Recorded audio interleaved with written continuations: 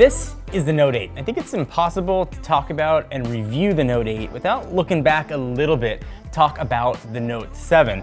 We know what happened to battery in the recalls. It would have been easy for Samsung here, I think, to play it totally safe and release a phone with minimal upgrades to make sure there weren't any issues. In a lot of ways, they did that, but there's still a lot of innovation in the Note 8 that I found in my about 4.5 days of testing with it. So the story with the Note has always been the S Pen and the screen. And this sort of sits above at the very top of Samsung's hierarchy of phones, above the Galaxy S line. And the screen here is gorgeous, albeit gigantic. It's 6.3 inches, and this thing is absolutely beautiful, as you'd expect from Samsung Super AMOLED technology. In fact, I would have said this is the most beautiful screen I'd ever seen until I saw the OLED panel on the V30. So this takes the cake as the second best screen that I've seen. And the reason I'm saying second best over what the S8 or the S8 Plus has, this thing is actually 22% brighter than the S8 screen, which is a huge amount, and it makes a difference when you're in direct sunlight. If you turn the brightness all the way up while you're in a dark room, you're going to burn your eyeballs out. The screen here gets incredibly bright, which is really nice to see. So a 6.3 inch phone, this is the same size as Samsung's like old school Galaxy Mega. It's only 0.1 inches bigger than the Galaxy S8 Plus, but that 0.1 inches makes a difference. This phone is not the most ergonomic feeling. It looks like an S8 Plus kind of with the infinity display, but the design isn't as aesthetically pleasing as it is on those phones. It feels a little boxier, it doesn't feel as thin as those devices, so it's a bit tough ergonomically. And especially makes it tough with the fingerprint reader, which is still in the same spot that it was on the S8 and the S8 Plus, next to the camera. And there are two camera sensors, we'll talk a lot about those, but on a bigger device, it's even harder to find. And in fact, the button's almost flush, making it doubly hard to find. And if you're left-handed, don't even bother trying to use a fingerprint reader. The other stuff from the S8 line of phones are still here. You still have the iris scanning, face unlock, and of course you can use a PIN or a swipe password. It's a lot of ways to unlock your device. So rounding out the screen, it's bright, it's beautiful, it's probably one of the best displays on the market as you'd expect from Samsung. The aspect ratio is the same 18.5:9, which you get used to. HDR Plus, if you can watch HDR content on Netflix if you're streaming it, if your carrier is not gonna downgrade the quality, looks incredible here on the device. So screen aside, the biggest reason I think people get the Note is the S Pen. It's here, you can't put it in backwards, it's got IP68 just like the phone does, and it works really well, and Samsung's updated what it can do via software. So it lives in the bottom right-hand corner, you pop it out, and you can start writing right on the screen like you could with the Note 7, except now you've got multiple pages. So you can just sort of keep writing, page down, keep writing, and page down, and it works really well. I've had very minimal latency. It's a great palm rejection. It's an awesome way to sort of take notes, to jot notes down. It does a lot more than that. It'll do live translation. Now it'll do it by sentences. Whether or not you like the S Pen is gonna depend on how much you're gonna use it. I use it mostly to draw pictures of trains with my son. It's nice for editing screenshots and stuff. It's not necessary for me. I know a lot of you folks really want to have it. And if you're debating whether or not you want to get this or the S8 Plus, having the option to at least have the S Pen is certainly a nice benefit.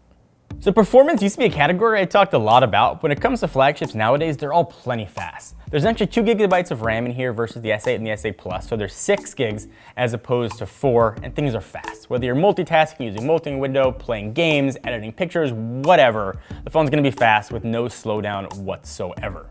64 gigs of internal storage, but of course you can use a micro SD card and put in as much storage as you can find that's available. I believe it'll support up to 2 terabytes, which I don't think even exists yet. Other things that Note 8 to be aware of that maybe you didn't know, it's got support for gigabit LTE, which is going to be the fallback for when 5G hits. So T-Mobile, Verizon, AT&T, and Sprint have all started rolling out gigabit LTE or are going to in the near future. And when you get access to it, it will be really fast. If you want a phone that's gonna be a little more future-proof, Note 8, even the S8 and the S8 Plus support that technology as well. On the software front, it's pretty familiar from the S8 and S8 Plus. It's version 8.5 of Samsung's user experience, which is what they used to call TouchWiz. There are a few notable additions. So first, in the Edge panel, you've got something called app pairing. So Samsung uses multi-window, so you can have one app on top, one app on bottom. But now you can actually put both of those apps into a single icon in the Edge panel. So For me, if I'm watching video and using email, I can set that up so when I hit a button, it'll automatically launch it the way I want. And a lot of apps you can do that with. It just makes it a lot easier so you don't have to sort of drag apps around. And I think that means that people knew multi-window was there, but rarely used it. So Samsung's trying to put that in front of you and make it way easier to do. So I started using the Galaxy Note 8 from a Galaxy S8, so things here were very familiar. The Samsung user experience, they used to call it TouchWiz, is 8.5. It's a newer version, and things look really good here. I've become a huge fan of Samsung software. I know a lot of folks give Samsung a lot of grief, and I used to as well, but starting with the S7, things got really good here, and I actually prefer Samsung's take on Android almost over anything else. There used to be the rule that Samsung phones slowed down over time, and that was true, I think, from the Galaxy S5 and older generations of phones. But if you haven't tried a Samsung device since then, that's no longer the case. I used my Galaxy S8 for about 5 months, no issues. I had an S7 before that, no slowdown at all. So if you have that maybe preconceived notion, not an issue here with the Note 8. So one of the other big upgrades from the Galaxy S8 and S8 Plus is the cameras. You now have 2 sensors here. You've got a wide angle and a telephoto. It's really nice. You can do 2 times optical zoom, 10 times digital. You just hit a button. We've seen that UI before. Where I think Samsung hit a home run though is with the live focus. So if you don't know what that means, essentially you can create kind of a blurred effect behind a subject. And it does it all with software. Now we've seen that before. We've had it portrait mode on iOS. The OnePlus 5 has it built in. Samsung did a couple cool things. So first, if you use the Samsung Gallery app, you can edit it after the fact. It looks almost DSLR quality before you start zooming in. So other sort of camera niceties, shots in low light will actually look surprisingly good. In direct sunlight, in typical Samsung fashion, a little bit overexposed, but the pictures look really bright and vibrant. Both sensors here have optical image stabilization. So if you have a shaky hand, you're taking pictures on a bus, for example, they look really good. So I imagine that Samsung was a little gun shy and overly cautious when it came to battery. You've got a 3300 milliamp hour battery in here as opposed to 3500 on the S8 Plus. And Samsung claims it's smaller because of the 10 nanometer technology in the Snapdragon 835, which is the same processor in the Galaxy S8 and S8 Plus. But I haven't had any battery issues. So again, I was coming from a Galaxy S8. By the end of my day, I was generally at maybe 25–30%, and I was about the same here with the Note 8, with the exact same usage. So it appears that they've done a really nice job with software, managing battery, and at some point in the future when Oreo makes its way to the Note 8, battery life should even be improved. But you can get through a full day easily. And if you want to charge the battery, of course it's USB-C, it's got fast charging, and it's got wireless fast charging as well. And of course other stuff you'd expect, like IP68.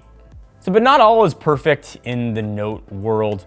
Even when you've got volume all the way up on a phone call, the speaker up to your ear was not that loud. It was quieter for me than it was on the S8. No DAC built in. The speaker when using speakerphone and listening to music is not overly loud either. So I probably recommend either a good pair of Bluetooth headphones, or if you want to plug in headphones, you can do it. No DAC again, but it does have a 3.5mm headset jack built in. And a big knock on the phone isn't really the phone itself, it's the color choices. I don't know why Samsung does this. They release other colors in different regions. Just release all the colors for everyone. The US kind of got shafted in the color department. We've got black and orchard gray. Orchard gray looks nice, but the rest of the country's got a gorgeous looking deep sea blue. There's a maple gold. You have to kind of wait for those colors to make their way out here, and they eventually will. But if you want to buy a phone at launch, you're kind of limited.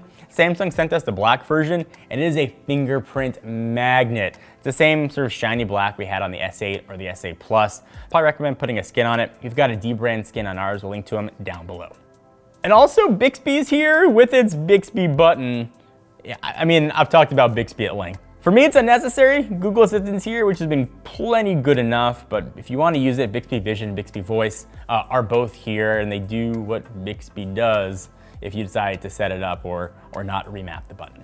So as you'd expect, it's not a cheap phone. Depending on where you buy it, it's between $930 and $950, but it's tough to talk about price because Samsung does a ton of sales.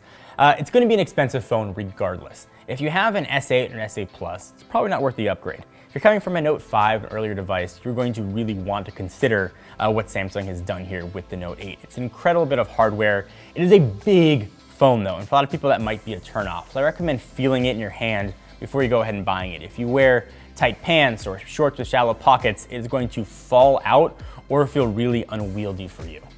So what do you guys think about the Note 8? Is it the phone you've been waiting for? Are you skipping for maybe what Apple has to come next? If you've already pre-ordered one, I wanna know what you guys think. If you like the review, please give it a thumbs up. We always appreciate it, it certainly helps. Until next time, I'm John Rettinger from Techno Buffalo.